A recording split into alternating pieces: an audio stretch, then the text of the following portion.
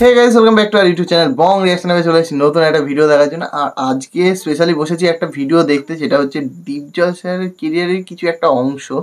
তো সেরকমই কিছু, যাই হোক। তো আমার সঙ্গে তো রয়েছে রিয়া আর রাজীব। আর দীপজল স্যারকে আমরা সবাই খুব ভালোবাসি, আমাদের প্রিয় ভিলেন বলে কথা। তো ভিলেন থেকে নায়ক হওয়ার জার্নি, সেটাই আজকে আমরা শুনবো। তো চলো বেশি দেরি না করে দেখে নিই।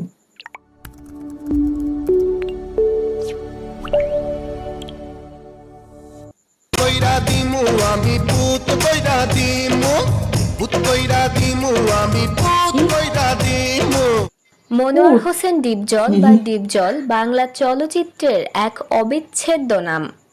কত সুন্দর সুন্দর মাইয়া রে।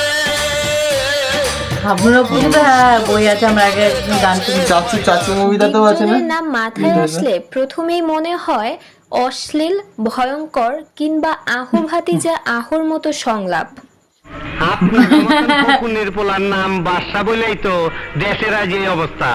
দীপজল বাংলাদেশের এমন একজন অভিনেতা যিনি কিনা প্রথম দিকে ভিলেন থাকার পরেও পরবর্তীতে নায়ক কিংবা ভালো চরিত্রে অভিনয় করেছেন। আজকের এই ভিডিওটির মাধ্যমে আমরা দীপজলের এমন কিছু গান শুনতে চলেছি। প্রথমে তার যে গানটি শুনবো সেটি হচ্ছে তার আমার জগত সংসার গানটি। আমার জগত সংসার, আমার ভিটা মাটি ঘর, বুকেরই ভিতর। গানটি ছিল বাধা মুভির একটি গান এবং এই মুভির প্রযোজক ছিলেন তিনি নিজে। মানুষ বাকি সবাই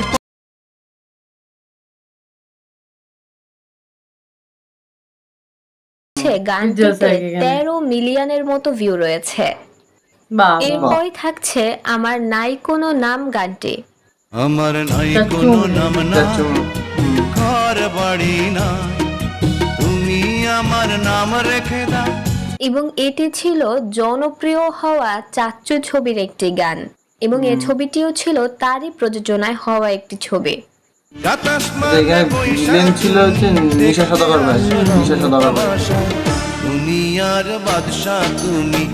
বলা যায় ভিলেন থেকে একজন নায়ক হিসেবে যেমন দীপজল সফল, তেমনি একজন প্রযোজক হিসেবেও তিনি সফল।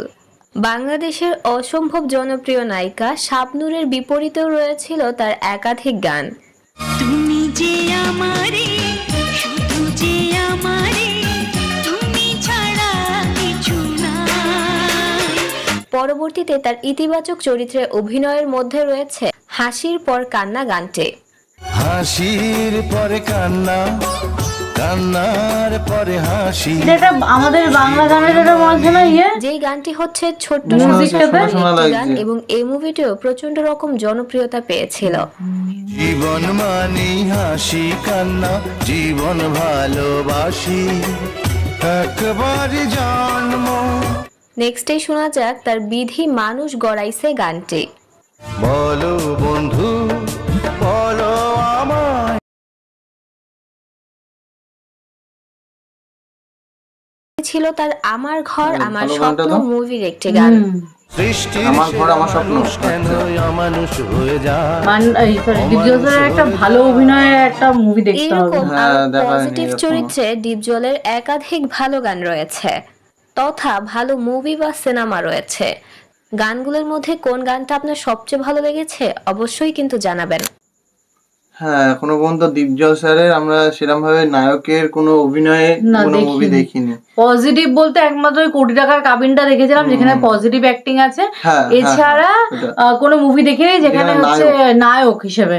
তো সেটা দেখতে হবে। তো মনে হয় হচ্ছে পজিটিভ অ্যাক্টিং করেছে। হ্যাঁ, আমরা মিশা সওদাগর ভাইয়ের একটা পজিটিভ অ্যাক্টিং দেখেছিলাম। হ্যাঁ, সাকিব ভাইয়ের সাথে, তাও আবার মাঝে একটুখানি দেখেছিল। তো যাই হোক, তো সেটাই। তো পজিটিভ ক্যারেক্টারে একটা ভালো মুভি দেখতে হবে। তো তোমরা সাজেস্ট করো পজিটিভ ক্যারেক্টারের কোনো ভালো মুভি, তো সেটা আমরা দেখবো। তো যাই হোক, এই ভিডিওটা তোমাদের কেমন লাগলো, ছোট্ট একটা ভিডিও ছিল, সেটা কমেন্ট বক্সে লিখো। ভালো লাগলে লাইক শেয়ার তো করবে। আর কারা কারা দীপজল স্যারের ফ্যান, দীপজল স্যারের অ্যাক্টিং এর ফ্যান, সেটাও কমেন্টে লেখো। আমাদের মতো কারা কারা ফ্যান আছে। তো চলো এই ভিডিওটা এখানেই শেষ করবো। দেখা হবে নতুন একটা ভিডিওতে। ততক্ষণের জন্য টাটা।